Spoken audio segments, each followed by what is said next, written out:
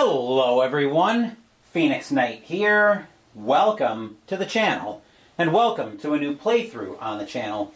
After our play of Freeform Call of Cthulhu last week, we're going to continue with our Cthulhu RPG tour this week as we play the Legacy of Cthulhu from Mind's Vision. So this one's a little bit different. It's definitely got a journaling focus to it as well, but the setting's a bit different, where Cthulhu and the Ancient Ones have woken up and destroyed the world. So now we're in the shoes of the survivors, trying to put together a shattered life in a post-apocalyptic world. So we'll be doing that by moving around these tiles, going through actions, and then telling a story through all of that. So the way I'm going to do that is we're starting on day 1 at 6 a.m. So I'm going to do the journaling aspect like I did with Call of Cthulhu last month, and we'll do it the exact same way. But we've got a little bit of backstory for our character. So let's meet our character. First up, Kira Nightcaller. We can see here that she's got her stats all here. We've got Arcana, which gives her some spells, and I'll work those into her backstory. We've also got her belongings over here. Her shelter is going to be a residence, which is right here down in Arkham, since that's where we're playing. And then I forgot to set up the... Did I ever set up her starting food?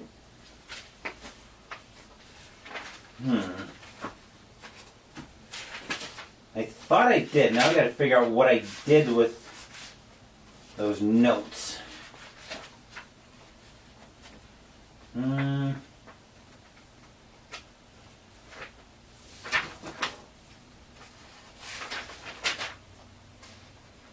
Hold on, let me see.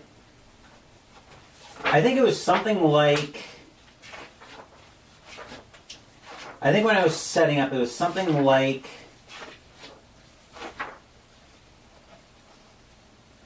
5 plus 1d10 units of food. I thought I noted that, so let me see if I've got another sheet in here where I made those notes. I do not appear to. So hang on, I'm going to go look for one more thing. If I don't find it, I'm going to re-roll those starting stats, so bear with me. Be right back.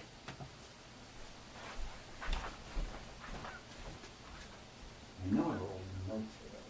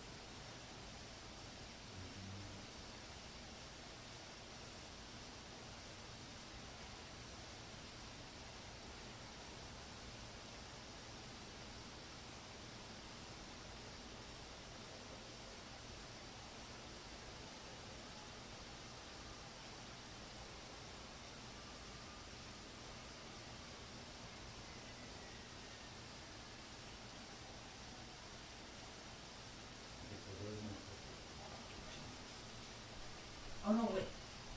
They did keep them.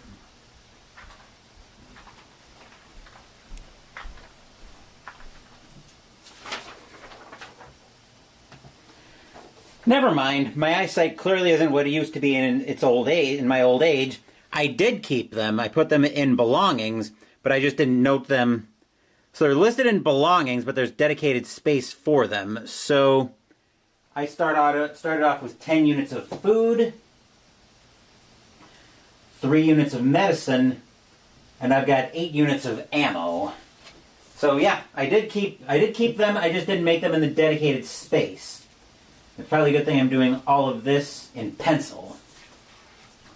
So now let's tell a bit of our backstory for our character, Kira Nightcaller. So first a little bit of backstory, and then I've got a journal 0 entry all set to go to explain her spells. I found myself somewhere I had never heard of in my life. Something called Relay? Trying to summon something called Cthulhu? Somehow I ended up with some weapons in my hand. I looked like I had an axe and a shotgun in my hands, but I've always been better with my mind. Still, we fought this Cthulhu thing trying to stop it from waking up, but we failed. In fact, the portal ejected us back out to Arkham. I was stunned, but I knew I had to get back to my family. I went back there, but they had all been driven insane in the carnage. One of the most painful things I ever had to do was kill my family, as they'd all been driven insane. It took me everything I had not to cry at that, but I did what I had to do, even knowing that it wasn't really them. Fortunately, the house was mostly intact, so I can use it for a base of operations to try to build a new life in what's left of my home in Arkham. So Kira with a little bit of a sad story there, and I should probably warn you guys right now that this is going to get very dark, this is probably going to get fairly dark. So be aware that there might be some very dark scenes in here. Anyway, we've got a session 0 entry where I'm kind of setting a little bit more of the backstory before we get started here. So for a session 0 entry, it was about a week since the incident with my family. I finally had a small ceremony for them and laid them to rest. The house felt empty without them there, but I did what I had to do. Fortunately, my mind seemed to hold well after everything that had happened. Between the fight with this Cthulhu thing and then what happened with my family, I didn't know how I was holding together, but I seemed to be holding fine. I went through the house in some of the spare time I had and discovered something shocking. There was a door to a room in the basement I never knew we had. I opened that door and couldn't believe what I saw. I saw runes and spells in various components, robes. There were even a few telegrams around detailing some meetings for these rituals. Was my husband a cultist for, Cthulhu? I was curious about the spells, so I took some time to practice them. To my surprise, I was able to create a small light fairly easily, along with moving objects with just my mind. Being able to protect the house was a little tougher, but toughest of all was the ability to dispel something. Surprised, I set a ward on the house and took stock of my supplies. There was enough still here to let me last for a little while, but that won't last. Eventually, I'll need to get more supplies, and I want to see if there's anyone left in this devastated world. And that's where we pick up for day 1 at 6 a.m. Let me find, I just had my notes here. Here we go. Alright, so we're starting off day 1 at 6 a.m. Now I'm going to interact with the scenario a little bit in a similar way that I've done that I did with the Oracle, essentially, from the Solo Investigator's Handbook when I played Call of Cthulhu last week. So, I'll show you guys what I'm looking at. So there's this table I've got over here that I can use to roll 2D, so I can roll a D10 once I formulate a question as a yes/no, and interact with it that way. So the first question I want to ask relates to how I'm going to get around this city. So the first question I want to ask is, I almost want to ask if we have a car, but yeah, let's start with that, actually. Let's start if the family still has a car. So I'm going to roll a D10. 1 to 5, the answer is no. 6 to 10, the answer is 6 to 0, the answer is yes. That's a 7, so we do have a car. So presumably Kira's going to step outside and see that they have a car. Kira will run back into the house, find the keys to the car, and wonder, okay, is it still working?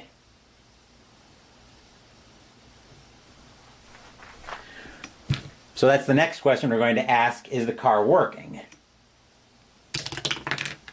Unfortunately, that's a 4, so no, the car isn't working. Or with a 4, maybe we say it starts, but it's very low on gas.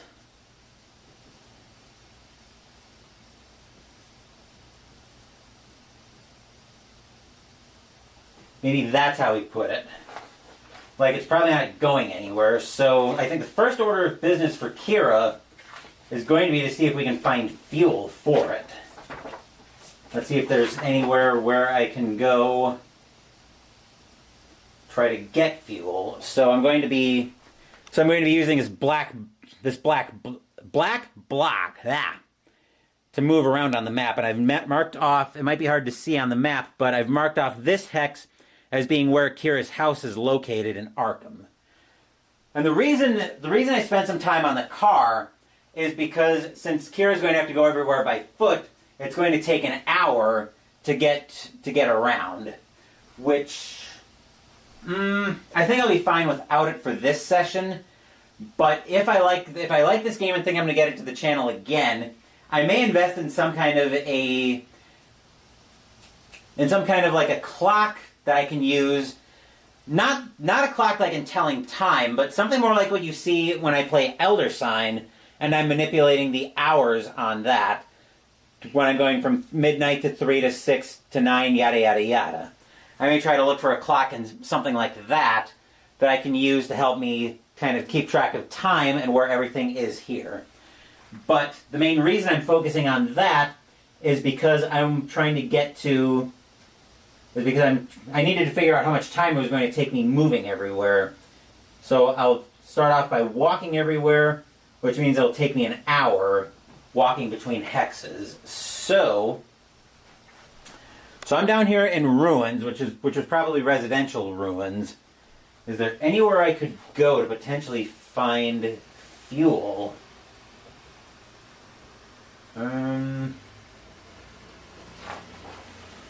We'll be rolling for an event of some kind, so I think here... Let me see if fuel is an item in this game. I would imagine it would be. Is there like an items table in here?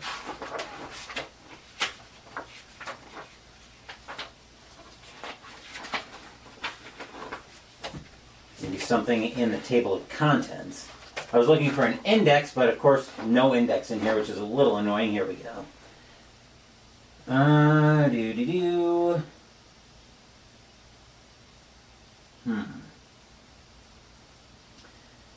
Okay, items. That's a good place. That's acquiring items. That's probably a good place to start. Resources. Oh, there. Okay, so there is a way we could get fuel theoretically. Okay, so what tiles do we have around us right now? We've got a couple of wasteland tiles, we've got a couple ruins, and a sewer. So let's go... I'm going to explore... I'm going to move into this wasteland tile, so that'll take us to 7 a.m.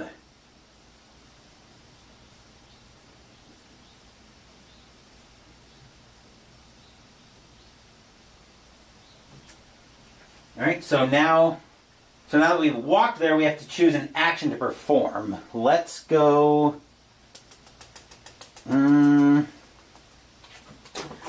We've got different actions we can take, so here, let's take a... Let's see, we've got plenty of food. I'm going to look for... I'm going to look for a random item.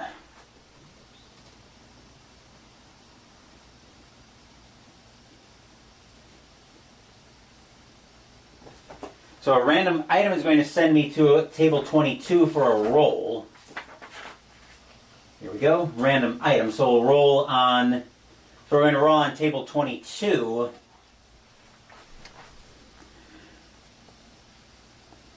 On this random items table to see what we find.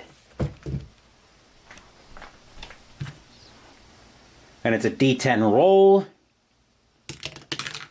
An 8 is a resource of some kind, so table 25.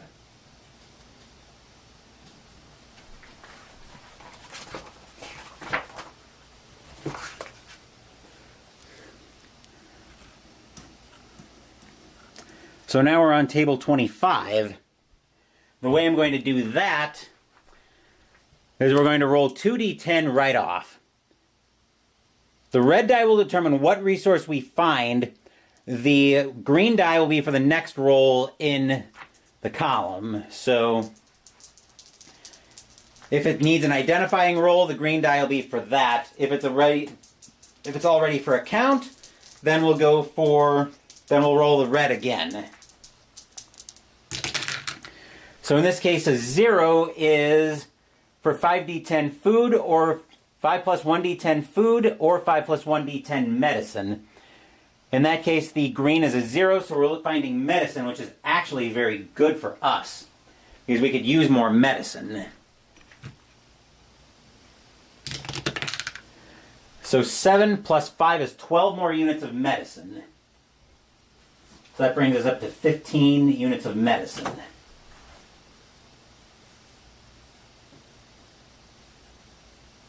So in that case, we must have stumbled on, let's see, that's a wasteland.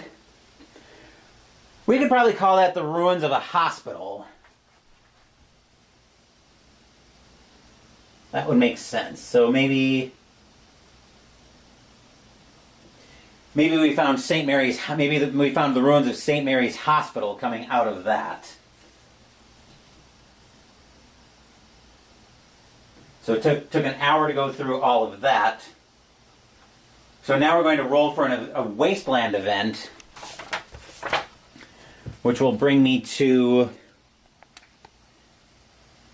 this table. And I'm trying to stay zoomed in enough so you can see the map. So yeah, we'll be rolling for a wasteland event, and we'll see what happens here. As usual, the red die will be for, once it decides to focus, the red die will be for the group of events. The green one will be for the actual event. So we're in the bottom group with event 1. You see from afar a group of cultists performing a ritual. So let me just make a note of that.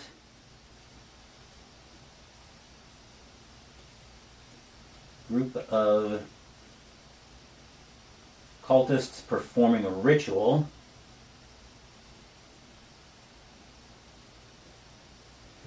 And this will be a mind check, mind general knowledge check.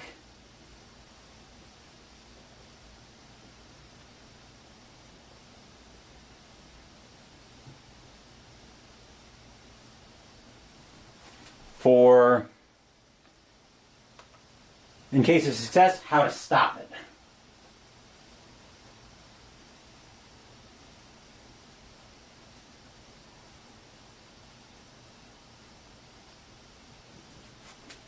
Okay, so making a check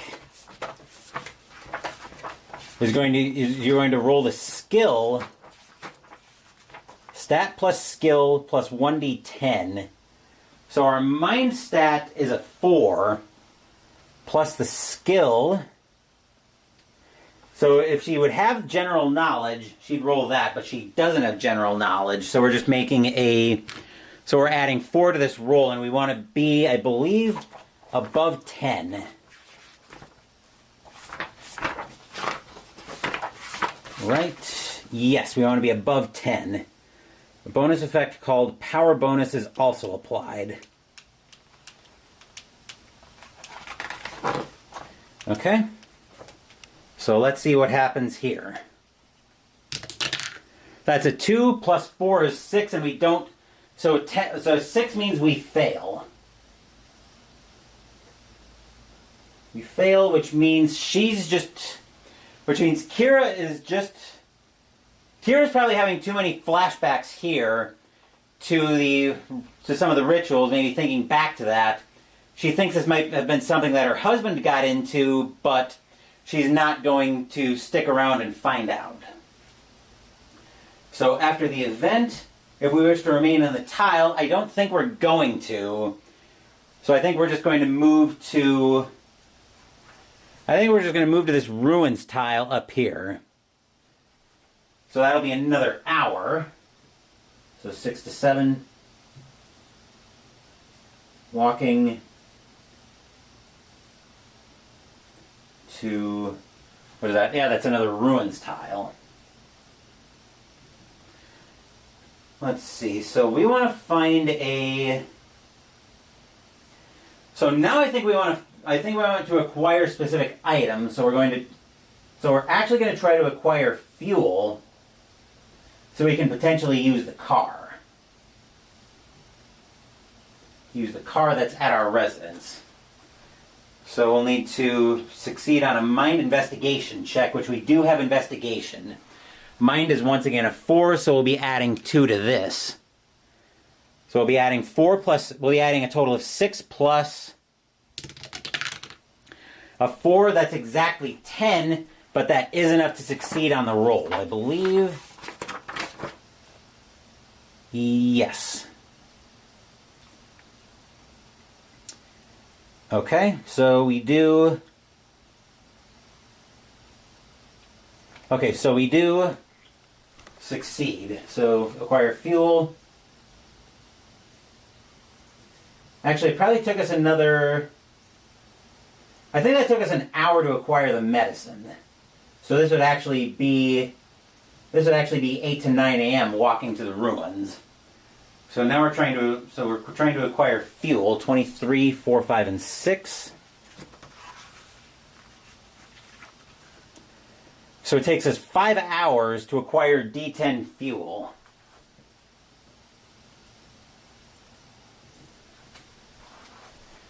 So we acquire... Wow, 5 hours to acquire one unit of fuel. Ouch.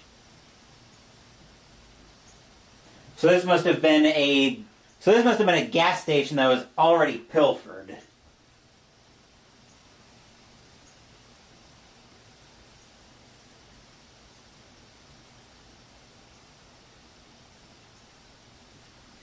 That's what we're going to go with. It's probably a gas station that already got cleaned out. But now we have to roll for a ruins event. Here we are.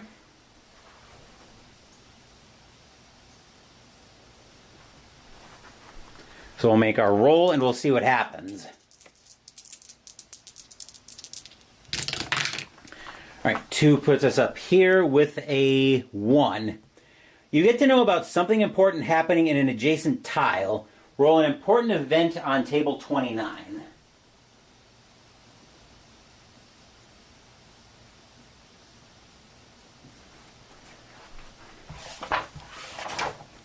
Okay, so we'll make 4 rolls on the table. So we have a threat. So threat. Threat wants to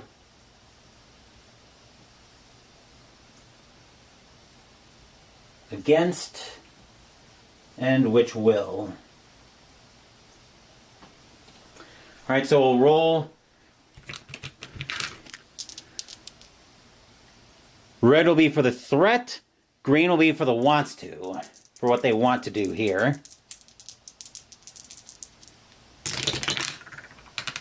Alright, 1 is going to be 11 undead want to reveal.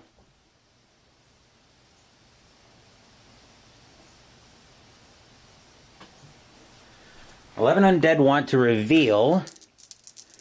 use red for the target this time, green for the effect. Alright, so on our tile,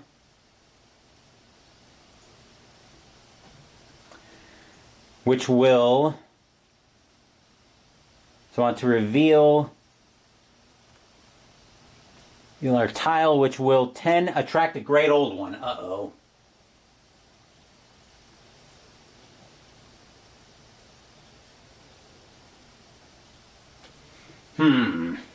So we've got 11 undead that are looking to reveal. Alright. So we get to know something. The roll was on table 29. Okay, so now we've got 11 undead Is there? I'm hoping there's a simple entry for, well, undead could be any number of things. What? So the question now is, okay.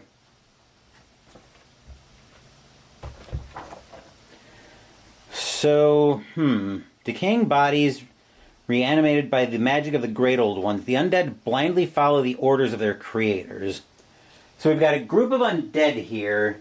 And I'm trying to decide what I want to do with this group of undead. So, 8 hit points and 11 of them.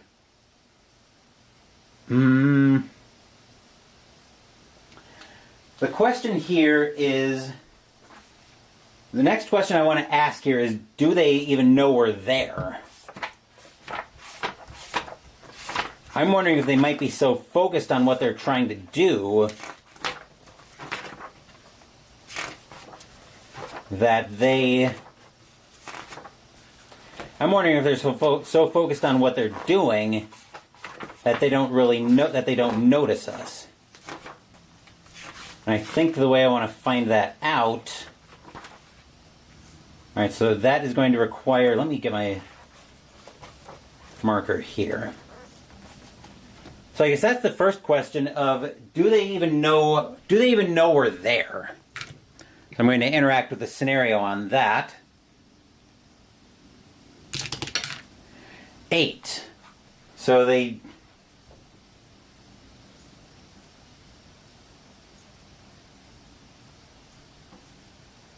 They know we're there. So I guess one of the undead in the group points out to us. And, points out to us, they realize we're there. So, how do I want to react to that news? I wonder. Let me make a... Would this be a mind investigation check to see if we notice anything on the... To see if we notice anything in the tile.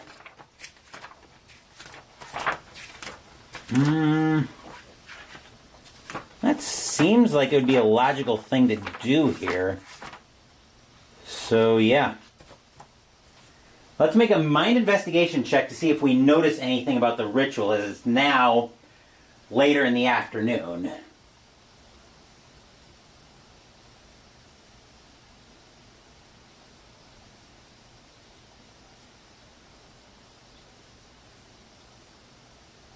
So let's go with that.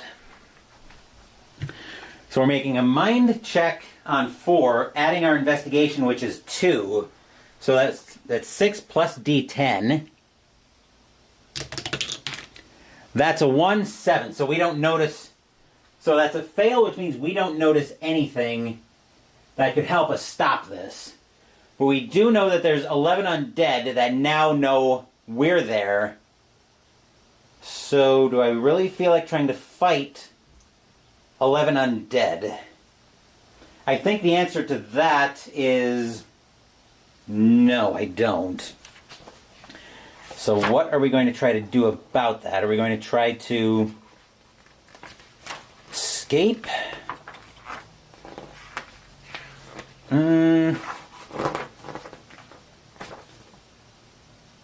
Yeah, I feel like trying to escape is probably a good thing here. So presumably there's... See, the combat system...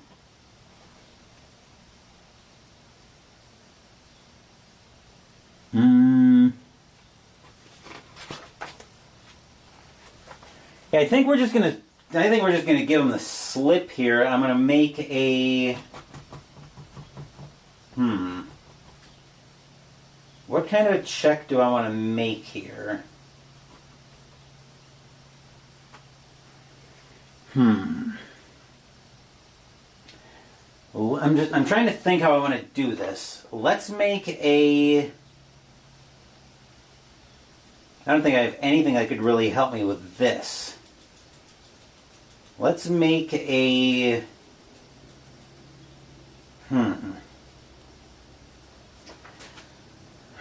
Let's make a body check. Let me look at the undead here. We don't have any skills that could help with that. I didn't take any kind of manipulation for them. So I think... So they know we're there. All we've managed to do so far is find a lot more medicine, but one more fuel. And we're threatening, and we've got a bunch of undead that are trying to reveal our tile to attract a great old one, which I don't feel like trying to... And I don't think I feel like trying to fight 11 undead on this one. So... I guess the question now, so we didn't notice anything about the ritual. What about anything on the tile? Like anything we could potentially... We didn't notice anything that could stop the ritual. Is there anything we could use to try to escape? That'll be another mind investigation check.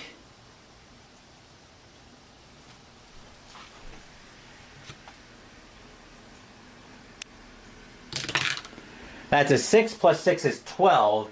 So this time we pass that and we get a power bonus. Let's see. So what do they notice here? What does she notice in this one?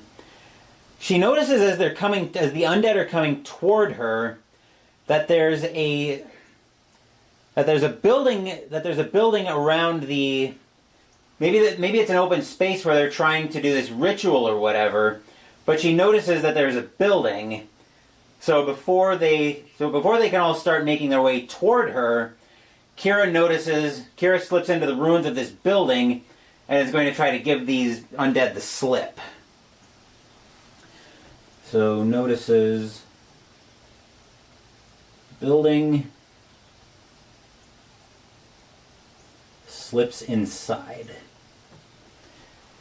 Next question I want to ask is, do they see her make this slip, or are they so focused on what they're doing?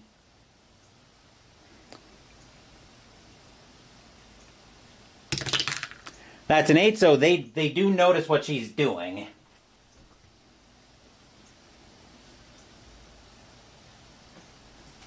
So now I think I want to make a... Making a body check here is not going to be great. Just try to get away from them. So what do I want to do with this? What I want to do right now is tell Siri to zip it. But, So they know we're there. We're trying to give them the slip. Let me look at them again, because I kind of want to make some kind of opposed body check here. So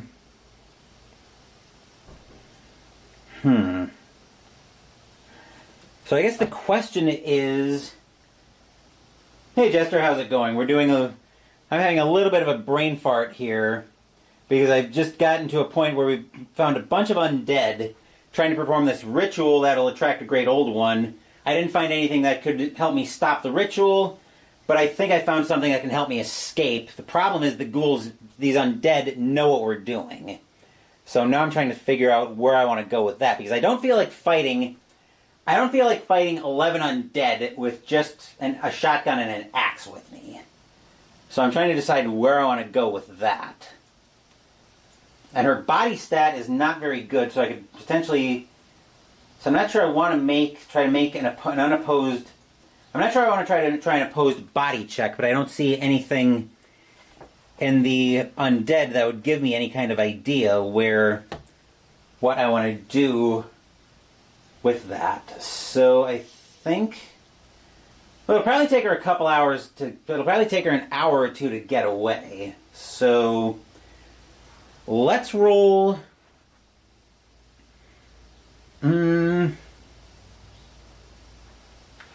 Still trying to think here. So they notice. But they're probably not coordinated enough. They're probably not coordinated enough necessarily being undead. I think they just know straight ahead, whereas we're going to have to use our wits to try to get away from them. So we're inside this building. They know we're there. So now we're inside the building. Do we see anything in here? Do we see anything in this building now that we could use to escape?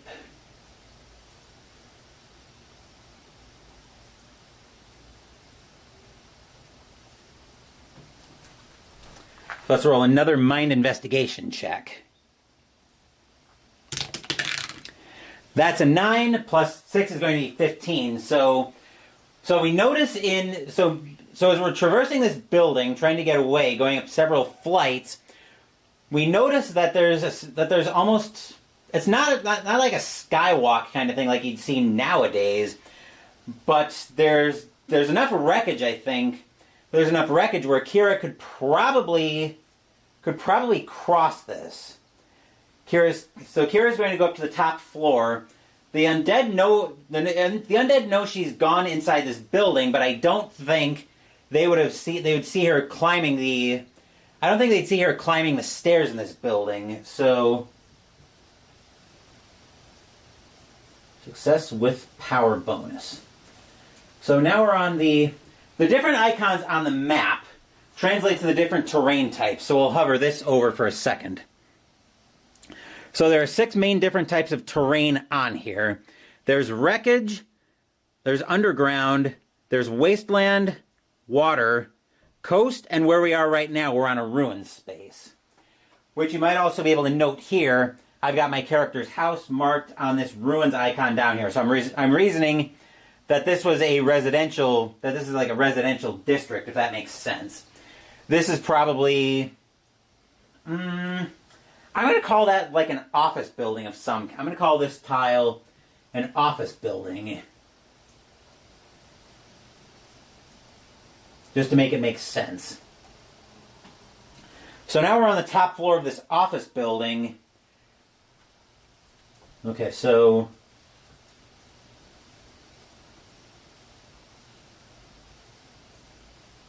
we're reasoning that it's wreckage Kira could probably cross.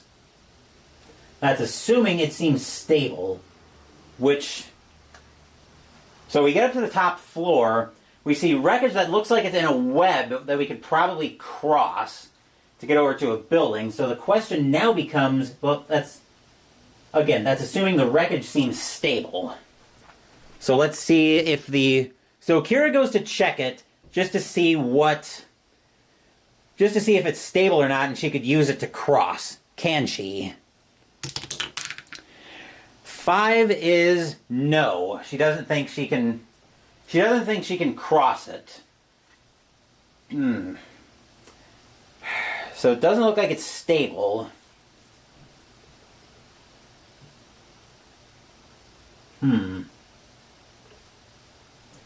So we see that it's probably not stable. So maybe we drop a... So she doesn't think it can hold her weight if she walks across it. What if she just hides up here for a couple hours? She'll probably just hide up here for a couple hours. The undead don't know she's gone up to the top floor here, so I think that's what we're going to go with. So she's going to hide for a couple hours. Eventually the undead are going to forget about her.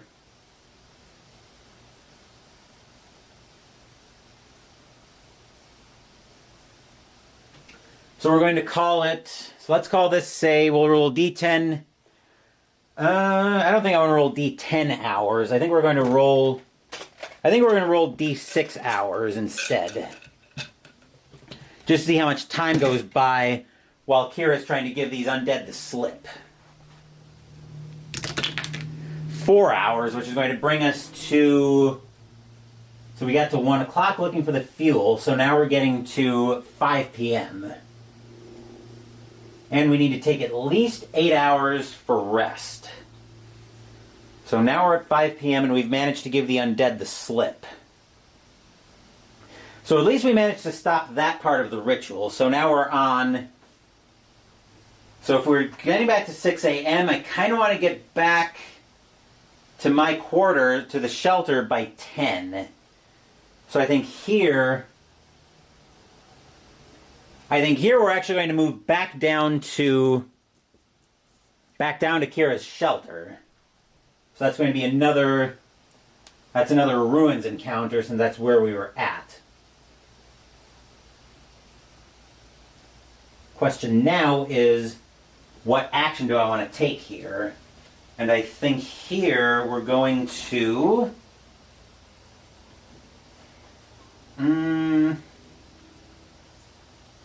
Let's look for a random...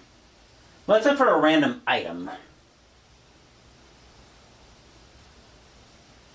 See if something has been delivered to the house. Maybe something has been. So that's going to be on table 22.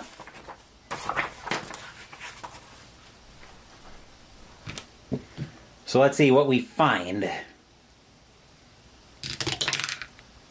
7 is equipment that's been delivered, which is going to take me to table 24. And equipment, okay. Once again, we'll roll for...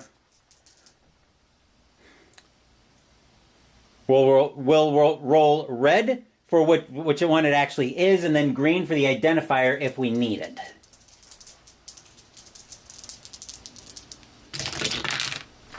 Four is for a flashlight or a flare, and it's actually a flashlight. Which probably not needed, since we can create... Since as part of our backstory, we can create a small light with one of our spells. That takes us 2 hours. Then we have to roll for a ruins event.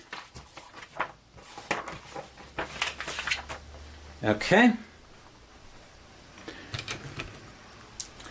Oh, we could use a body. We could have used a body athletics check there. Not that Kira's good at that either. Let's see what we get for our event on the ruins. So now we're back at Kira's shelter. Let's see, 1 and a 6. Find a shelter with 1d10 survivors. So maybe like a next door neighbor kind of thing. Shelter with 1d10 survivors. So we'll roll a red d10 for how many survivors we find. We find 8 survivors. Okay. So we find it. So probably like a neighbor's house, I think.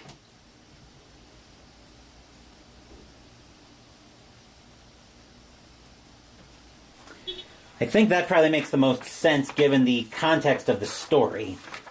So now if we're encountering other survivors...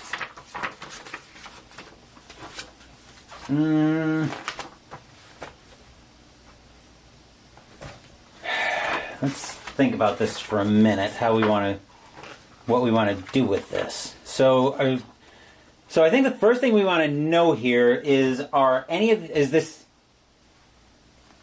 is this group of survivors dangerous for any reason?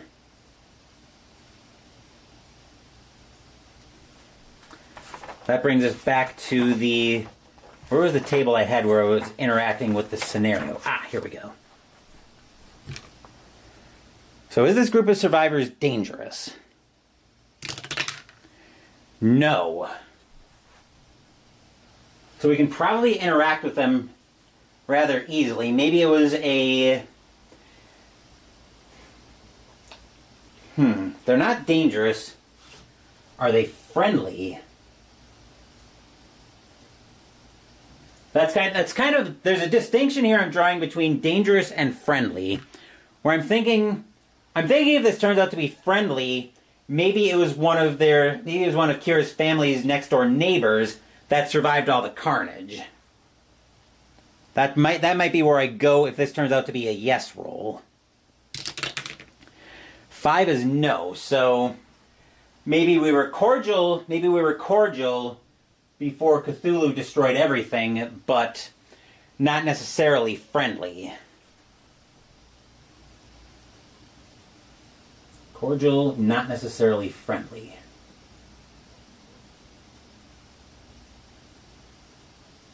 But at the point we're at now, Kira I think is just relieved at this point to see a familiar face.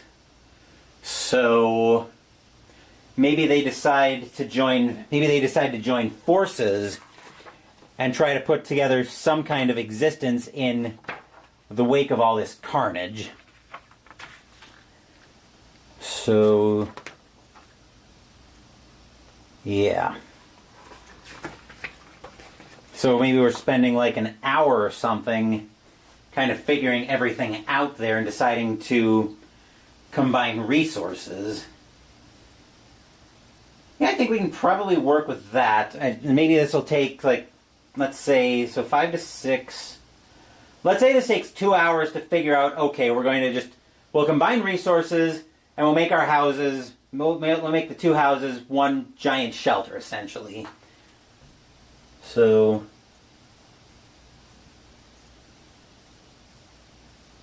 common enemy, combine resources. I think that's what we'll do there. And I think that's where we'll call it a day on this one. We do have to roll for I believe we have to roll for something at the end of the day. So once a night, anytime before 6 a.m., we have to roll a d10. Okay, so we will go ahead and roll for... So we'll roll for our horde attack to see if we get anything.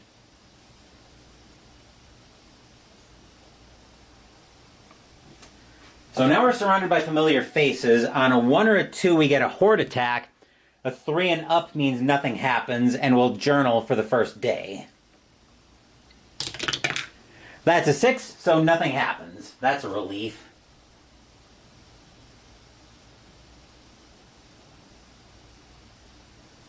And with that, I'm going to put the stream into Be Right Back. I will be around to interact with chat, but I am going to start on this first journal entry. So, bear with me while I make this journal entry.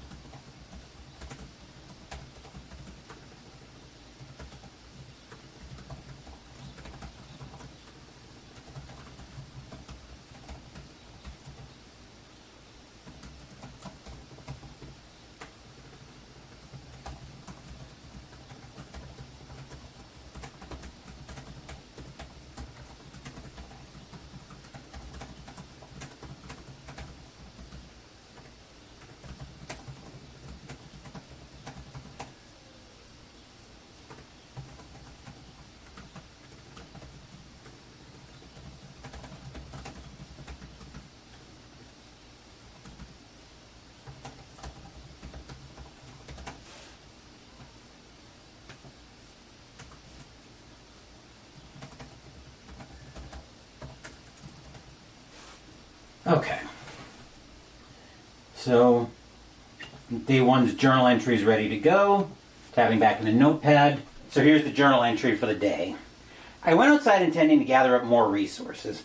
To my surprise, the family car was intact, but when I went to start it, it was low on fuel. So I needed to get some fuel if I could. Setting out, I happened on a hospital where I was able to find a lot more medicine. I also happened on a group of cultists performing a ritual of some kind, but I couldn't figure out anything about the ritual. After getting out of there before they noticed me, I went up to another group of ruins intending to find some fuel. I found a gas station there, but I wasn't able to find much fuel. The gas station must have already been picked clean. After my search for fuel came up mostly empty, I saw a group of undead who intended to draw the attention of a great old one.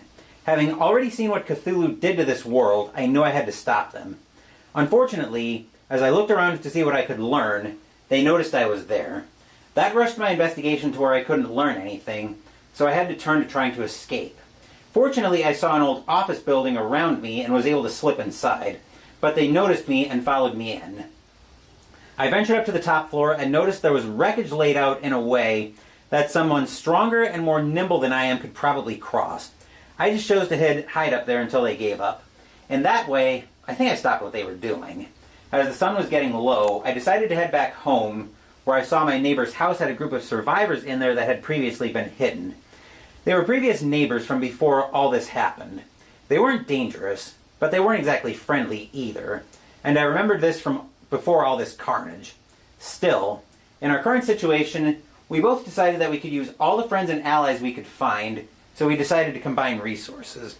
Thankfully, it was a quiet night. I think we'll do one more day, and then we'll probably call it a stream here. So we'll start off on day 2, 6 a.m. So what do we want to do on day 2? I think we need to find... I think we're set on food and medicine. So I want to try again on finding fuel to see if we can get the car working. So... Actually, I've got to make a note here that we now have 1 unit of fuel.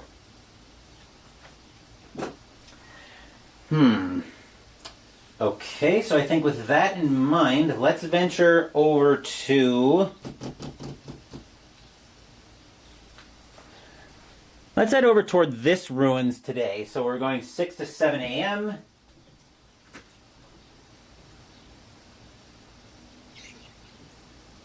Walking to ruins. And what do we want to do while we're here? We're going to try again for fuel. We're going to try again for... Maybe we want to try to find a better vehicle.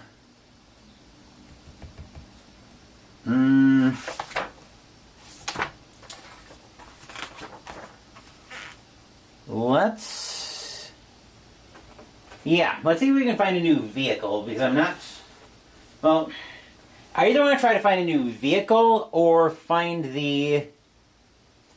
Or try to find fuel, because we've already got like a small car, which I think where we're going to go with. I never did flesh that part out. So if it's a family car, I'm going to reason that we'll call it a small car, is what we have at home. Small car, defense 15, 4 passengers, and 1 upgrade slot. So I think...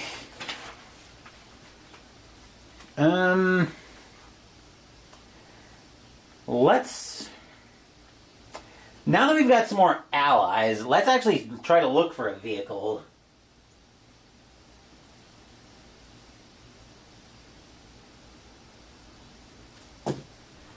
Okay. So we're going to make a mind investigation check here. Which once again is a 4 for our mind, plus 2 since we have the investigation skill is a 6. And we'll be adding D10 to that. That's a 6, so that's 12, which means we get a power bonus. So we passed with a power bonus. So what do we find here? We find...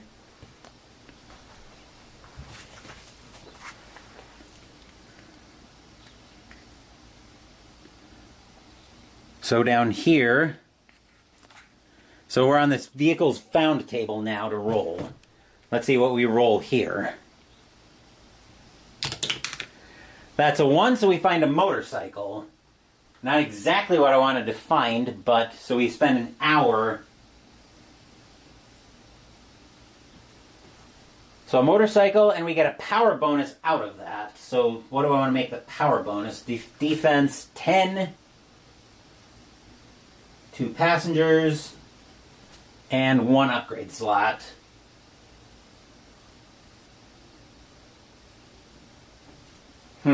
So for the power bonus, maybe we find that it's already been upgraded somehow. I hope there's a section in here for vehicle upgrades.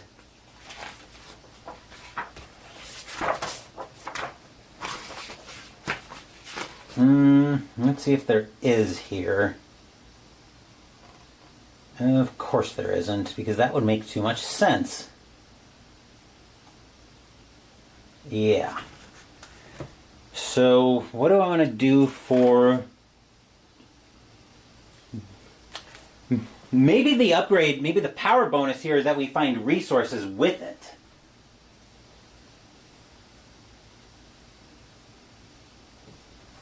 I think that's what we'll go with for the power bonus. So at least I think that's the way the power bonus works, that it's essentially something extra good that you get with it.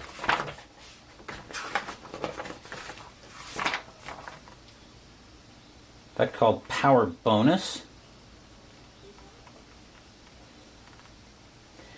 Yeah, let's go with that. So we find resources. Let's see what we find on this motorcycle. So in addition to that, we also find... Oh, that's perfect. We also find 6 units of fuel.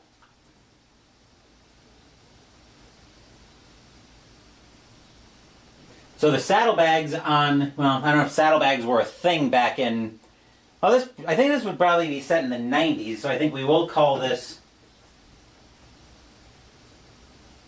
we'll call them saddlebags.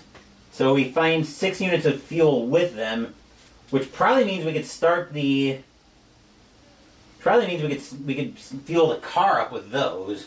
We'll presume that the motorcycle is also full on fuel, so we can use that for today. We can use that to move around a little bit faster.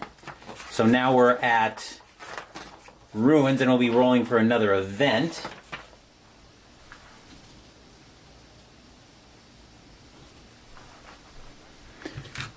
And just to show you the table I'm rolling on, Jester, I don't think you were here for much of day 1, as it were. So I'm rolling on this. Let me see if I can hold this far enough away, because I'm trying to be zoomed in for the map. So I'm going to be rolling a red die for the group of events, and then the green die for what the actual event is going to be. So let's see what we find here on these ruins.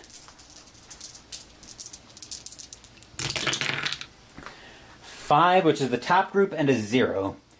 You come across an enemy attacking another survivor. Roll for a violent encounter on table 20. We're not the target, and choose an action. So, violent encounter attacking another survivor. Alright, so the violent encounter is on table 20. Let's see what we pull here. We'll be rolling this in the exact same way as we did before.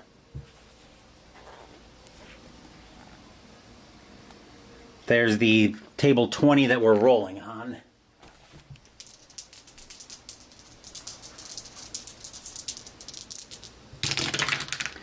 Let's see, that's a 7 down in this group and an 8. A survivor surprises you with a gunshot from afar. They want to kill you. Oh, fun.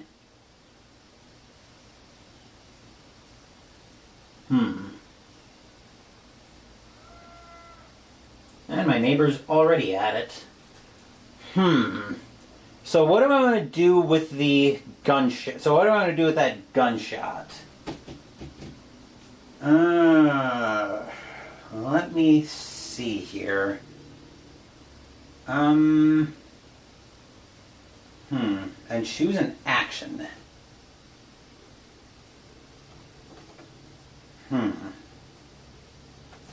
So I think what we're going to do here, I think the first question I need to answer with this encounter is, after the shot goes off, do we see the survivor? I think I need to answer that question before I figure out what I want to do with the information of the gunshot.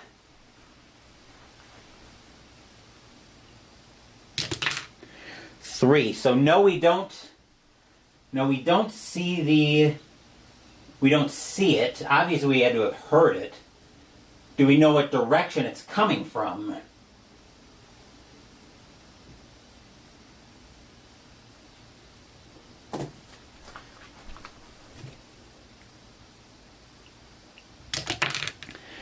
No, we don't know where it's coming from either. So that's a problem, which means I can't really... So I can't do anything in terms of stopping this encounter I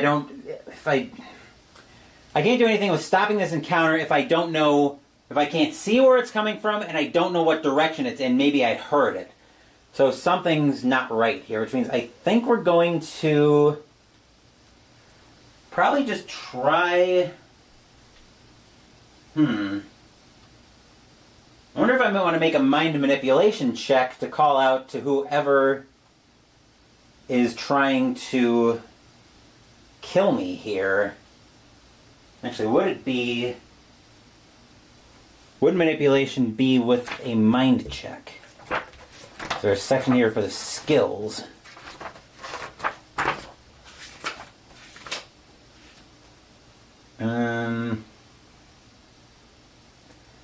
Okay, here we go.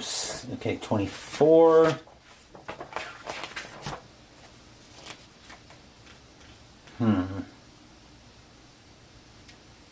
Character can influence people's emotions. Let's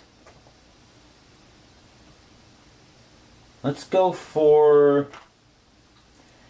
Yeah, let's go with a mind manipulation check to see if we can maybe call out and say, hey, what are you doing here? I mean you no harm, kind of thing.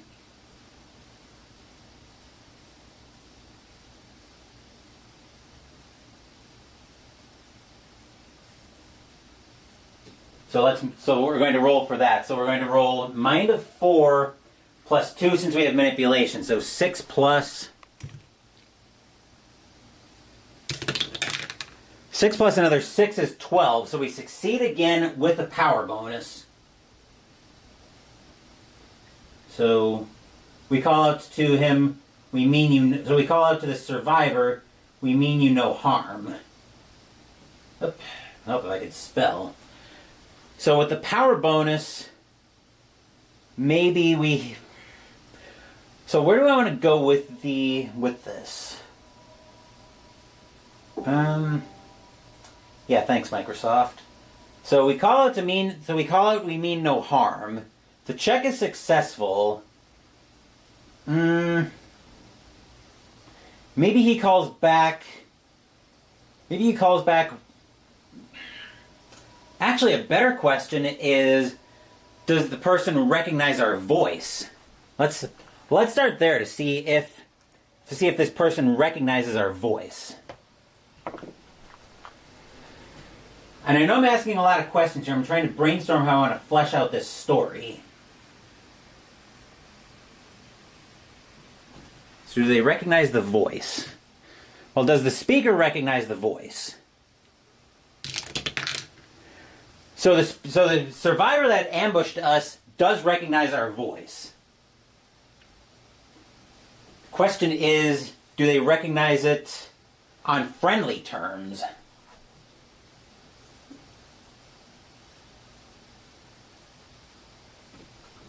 So So we know they recognize the voice. Now I want to start fleshing out if it's friendly or not. So I want to start fleshing out why this person recognizes our voice. And the first question is it for friendly reasons?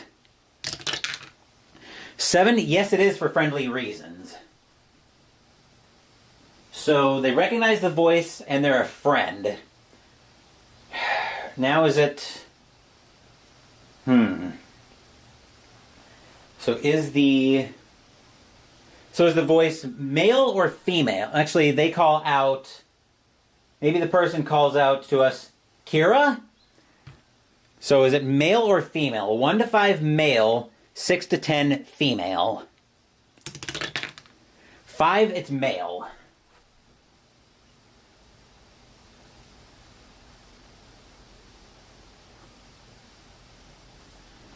Okay, so we know the speaker, and that actually another question that I need to ask is the speaker recognizes Kira's voice. So that was... Now the question is, does Kira recognize the speaker's voice?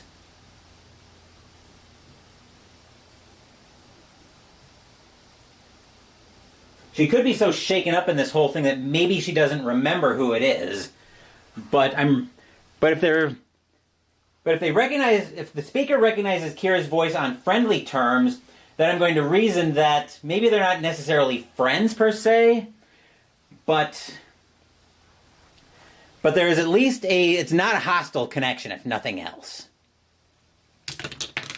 So Kira doesn't recognize the speaker's voice, and maybe that's an at first. So no. So I think what we're going to do with that is, so we know the speaker recognizes Kira's voice, but Kira doesn't recognize the speaker's voice. Maybe the speaker comes out and says, Kira? And Kira looks at him funny, like, what happened to you? And the speaker's like, what happened, Kira? It's me. Maybe it's, I don't know. Let me grab my random tables here. I could use a random name here because I'm kind of blanking a little bit. Here we go. Let's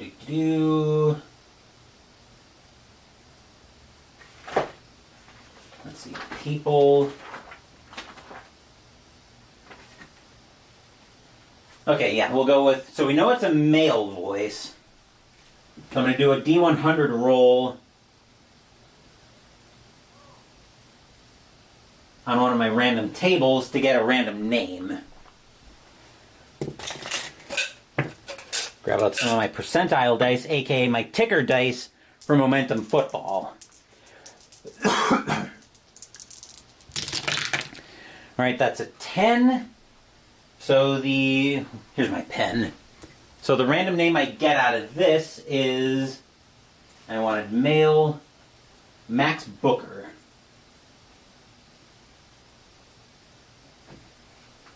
Kira, it's me, Max Booker. You don't remember me? Kira looks at him and says, no, I'm sorry, I don't recognize you. So now how do they know each other? I guess I never really fleshed out what Kira's job was. It's never really fleshed out much about Kira. So they're friendly, but the question is why? Let me see if I can find my Solo Investigator's Handbook, because I feel like this would be a good time. Since this is technically a Lovecraftian game, we're going to borrow from that. I'm going to make a couple of verb rolls, see if I can get something of a prompt. Let's see. So I need... Right. Looks like I need season ticket dice for this. So the way I'm going to roll up verbs is I'm going to roll it season ticket style. Once it decides to focus, the D6 will be -1. So if I roll a 6, it'll be a reroll. 5 will be a 4 as my hundreds digit, and so on.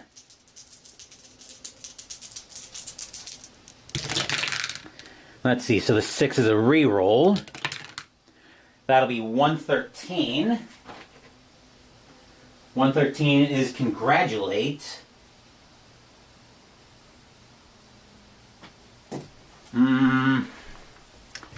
Congratulate. What do I want to do with that? Maybe Kira got married to her husband not too long ago, and Max was congratulating her. Maybe there was like a wedding party or something. Maybe Max was at the reception. If they're friendly, that would probably make sense that Max was at the wedding reception. Let's see, 488 is whittle. Not sure that works here, but we'll see what I want to do with that. This conversation is probably going to take a few hours while Kira is trying to have her memory jogged. And 57 is belch. I don't like belch in this context necessarily, but maybe I do actually. Maybe Max is a little bit on the crude side, but Kira still has kind of a soft spot for him as a friendly face. So back to Max talking now as I'm trying to flesh this out. You don't remember me, Kira? I was at your wedding reception when you got married a couple of years ago. Yes, I know I'm a little bit on the crude side, but I was still very happy for your reception. And maybe now Kira starts to go, oh my god! Actually, now let's roll for... Now after a little bit of conversation, now does Kira recognize him? Okay, now she does. So it takes a minute.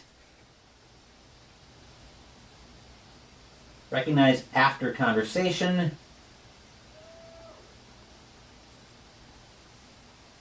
So now Kira says, oh my god, yes, now I recognize you. It took me a while, but I finally recognize you. Max, what happened here?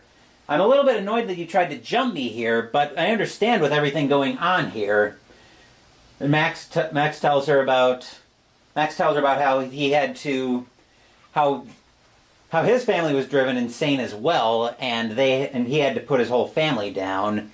Kira relates her own experiences in that situation, and now Kira's just getting ready to leave, and Max is like, wait, Kira, let me join you, let me help you here. Kira, I think, will be very accepting of the help, so I'll have a new character to roll up.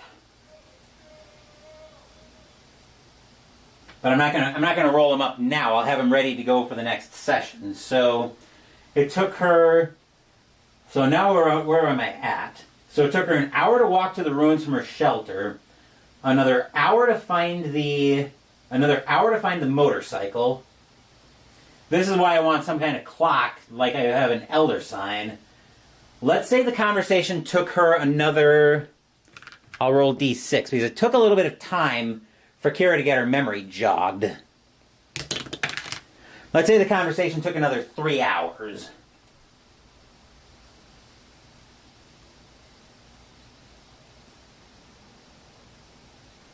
So that'll bring us to 6 to 7 walking to the ruins, 7 to 8 to find the motorcycle. Let's say 8 to 11 dealing with the event with Max. So this is going to be 11 a.m. We're going to call it, let's call it 11:30 a.m. So now that we've got the motorcycle, now we've lucked out as being full on fuel. Now we're going to move up to wreckage. So what do I want to do here? Let's see, what kind of action do I want to take here? Let's go... What do I want to do here? I think I want to try to find another weapon. I want to be able to give Max something when I go to roll him up. So let's go back to looking for a weapon, see what I can potentially give him. Or maybe I'm rolling for... Actually, let's do this. So, riding to wreckage.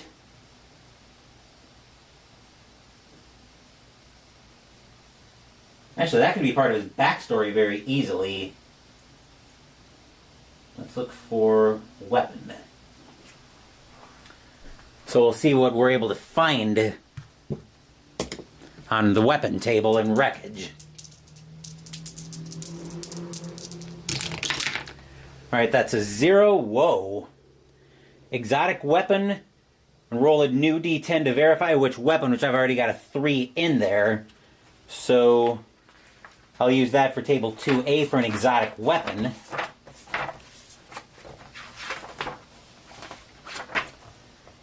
Let's see, so the 3, whoa, that's a flamethrower.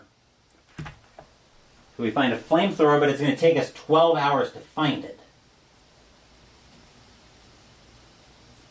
So that's body plus 5. Alright, so we definitely need fuel for that. Okay. So now not only do we need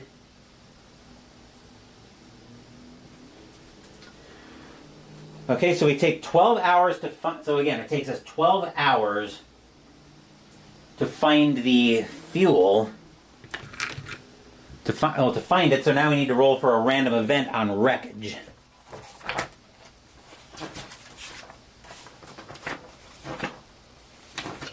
Here we are.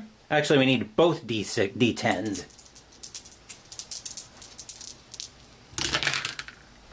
So that's an 8 for the second group and a 9.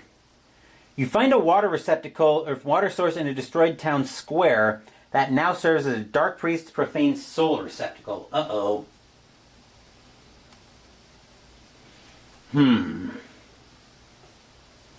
So water source as a dark priest's.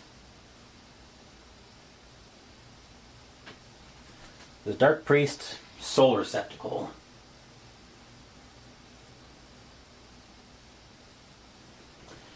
Okay, first question we need to ask as usual is, does he notice us?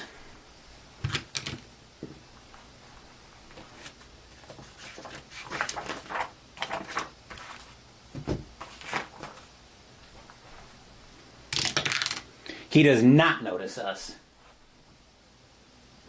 So I think we're just going to give him the slip on that one. So this is now 11:30 p.m. We're going to say this takes us to midnight. And now I want to start making my way back home, so I've got the protection of the shelter. We'll ride to ruins.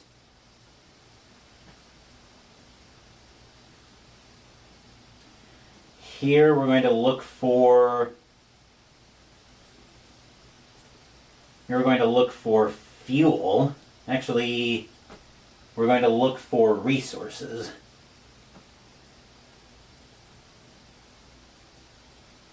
We definitely need fuel now that we've got not only the motorcycle, but now the flamethrower.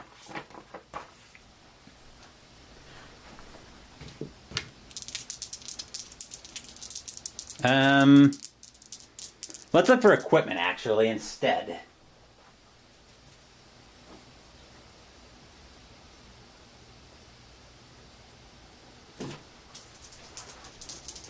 I'm definitely going to want to get Max some... I'm going to definitely want to have Max have some weapons when I roll them up.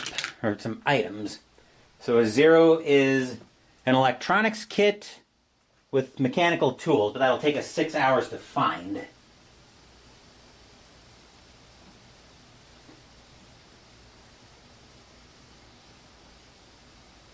So we'll need to make our horde attack roll here before we roll for the event.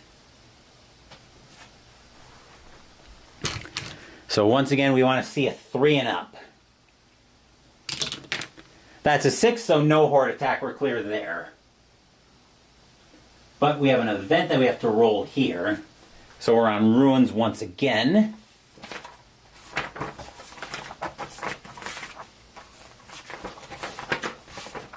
Here we are. So what did we say we found? Right, we found mechanical tools. So let's roll for the event. 1 and 6. Find another shelter with D10 survivors.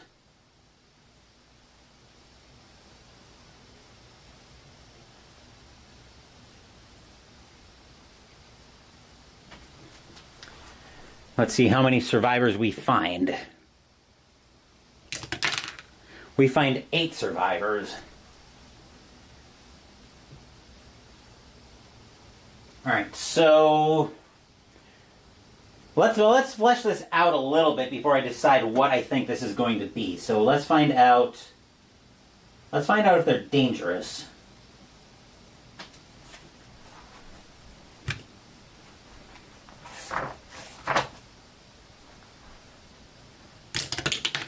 Okay, this group is dangerous. So this group is dangerous, which makes me think I probably don't want to interact here as much as I can, but we could try a manipulation roll to see if maybe we can get them to join us. Let's roll a... Well, maybe manipulation isn't the roll we want. Well, let's try a manipulation roll to see if we can maybe talk them down from wanting to attack us right away. So I think they probably answer the door or whatever. Well, maybe not answer the door, but they happen upon us as we're walking through, wondering what we're doing here. So we're going to roll a mind manipulation to try to calm the situation.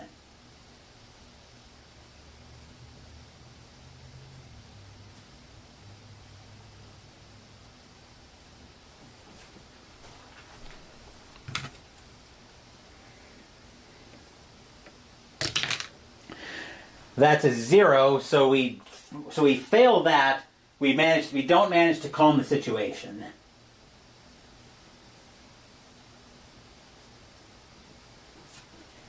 So what do we want to do with that? So I think well, first let's figure out who we encounter. So we obviously didn't calm the situation down. We'll go for an occult scholar name. So actually, we encounter a group of survivors. Maybe among them is an occult survivor who's leading this group. Maybe he defected from the cult that was serving Cthulhu, but he realized that it was going to be the death of the world. So we're going to roll up a random name. 14 is going to be Leontius Beckett.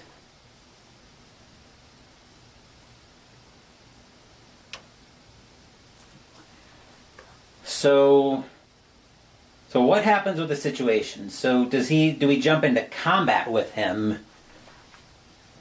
I guess that's the next question, is does he attack us?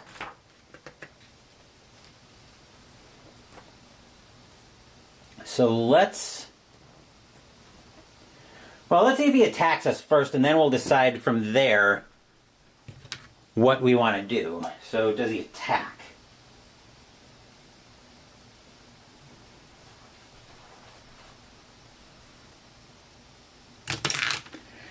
Zero says yes, he does attack us.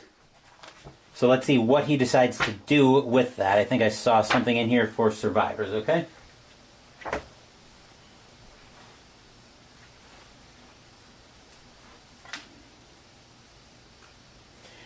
Maybe I know it seems a little bit weird. I realize the more I talk about that, the less I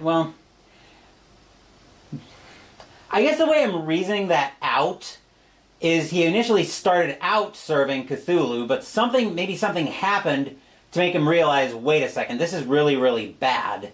So he fought again with everything he had to get away, and he managed to barely get away, but it was too far along for him to stop everything, so he just went into hiding, trying to escape. I know it sounds crazy, but I'm just trying to make it make sense, and I think that's part of the problem here, is there's not necessarily...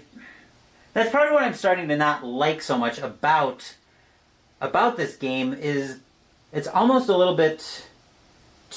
I don't want to say too open-ended, but it's definitely a lot more open-ended than I think I was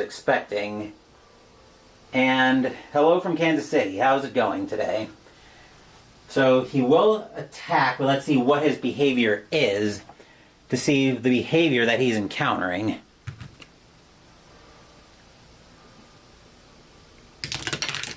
Alright, so that's a 0.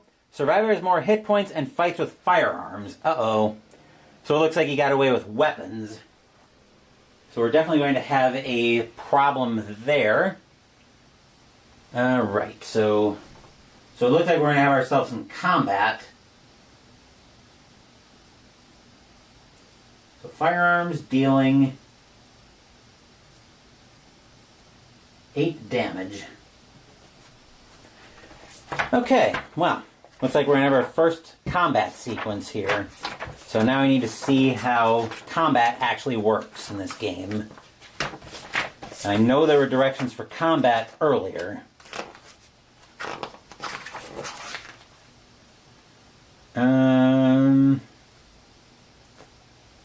Combat, reaction, and escape. Here we go. Alright, so once a survivor takes an action, reactions are triggered. Okay, so we are going to...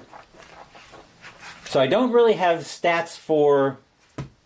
I don't have stats for, what's-his-name, Max yet, because I just encountered him today, so I was going to roll him up before the next session. Kira, however, has all of her firepower handy. So she, well... Maybe we could have him use the... Maybe we could have him use the flamethrower, so Kira will start off with an attack using her shotgun.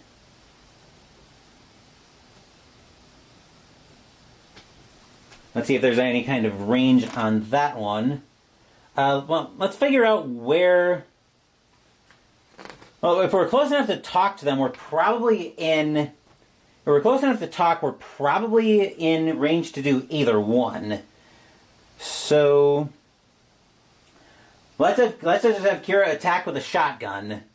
So that will be a... Okay, so that will be a... Body check? Yes, we'll make a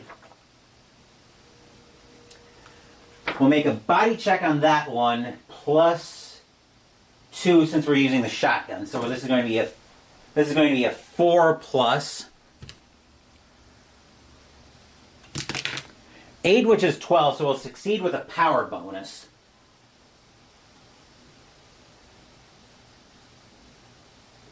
The shotgun deals how much damage? Actually, body stat is probably the damage dealt. So, oh, that's the damage bonus on that. So 8 plus 2 is 10, which is a success. So we'll deal 5 damage on that. But the power bonus, actually, no. So he's down to, I'm going to grab a spin down. So hold on while I grab that. I know I'm a little bit disorganized on this one, but it's a case of, it's the first time I've played this one, so I'm not exactly sure what I need. I'll use a spin down to track his damage. So 12, he takes 4 damage going down to 8. And then his reaction is going to be, what does he have a reaction with it? So he attacked us and deals 8 damage after each failed body range combat check. So it looks like we have to make a body check here as well. So he's going to react with a shot, which means we're 2 plus. So we try to defend ourselves, and a 0, yeah, he's going to deal us 8 damage, and unfortunately, we only have 7 HP, so he actually manages to make a well-placed shot, and Kira will drop over dead on the spot. At least I believe character death means the character is just out of the game. Let's see if there should be a section in here on character death. Probably under 93. When does the game end? I would assume one of the ways it ends is when the character dies. Maybe not, apparently. But I would imagine... Yeah, I would imagine here that when Kira's... So she takes 8 damage on the reaction. And Kira dead. So now I'll have to roll up max after a fashion. That did not take long at all. Kira's life just fell completely apart on us. So it doesn't really make sense to do another journal entry after that, I think. Unless I decide to roll Max up, which, since I didn't have Max ready to go, he's probably just going to nope out of there. And he'll go back to Kira's house. But we're going to skip the event for now because I want to get a little bit more setup here before I jump back into this game. So that will do it for this session of the Legacy of Cthulhu. Not sure how much I'm liking this one at first glance. Maybe I'm probably going to spend a little bit more time with this one. But I don't know. Wasn't really the... I don't think I really liked the storytelling aspect of this one. It felt a little bit too open-ended. There wasn't really any kind of guiding principle that I was able to get to. Maybe principle isn't the word I want for it. There wasn't really a thread I could get to, I guess. This is probably the better way I want to put that. Like there was when I did Call of Cthulhu last week, where I eventually got to the thread of, okay, we've got the serpent people that come into this, so now the story for that is starting to move in that general direction. How about a game like Alone Against Fear or something like that? I actually do have several books for 4 Against Darkness that I'm going to try to get to the channel. I've got 4 Against Darkness, 4 Against the Great Old Ones, and 4 Against Mars. I've also got a lot of other Call of Cthulhu adventures. I've got all the Alone adventures that I've put on the channel before. I'm going to probably just start doing more freeform Call of Cthulhu since I really liked how that played with the Solo Investigator's Handbook last week. And I've got several other solo RPGs that I want to try, such as what we're doing next week. So we'll go ahead and wrap this video up. Later this afternoon, we're going to have at least one block of the 1972 NFL season in Momentum Football. As I think for now, we're going to leave the New England Patriots at the Baltimore Colts as the board game for Week 11. Roll on chart and get results. Okay, I'll take a look into Alone Against Fear. I know I've seen it before, but I kind of gave it a pass.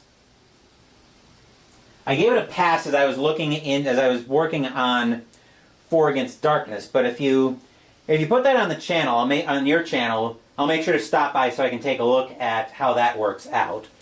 Anywho, coming back to what's coming up on my channel, like I said, later today, 1972 NFL season replay of Momentum Football in Week 11 will feature the New England Patriots at the Baltimore Colts at Memorial Stadium in Baltimore. Wednesday, we're jumping back up into our American Interceptor as we play Defending America, intercepting the America Bombers from Compass Games. Saturday, Mystical Munchies will be continuing out of the official Catan cookbook with the entree, Harbor Master's Fish and Chips. Next week, we're going to be putting yet another RPG on the channel as we play 5 Parsecs from Home. Thank you for watching the video. Please give the video a thumbs up and subscribe to the channel. Be sure to turn on notifications so you get my content. Be well, stay safe, take care of yourselves and your loved ones, and I'll be back with more videos in the future. Until then, take care everyone.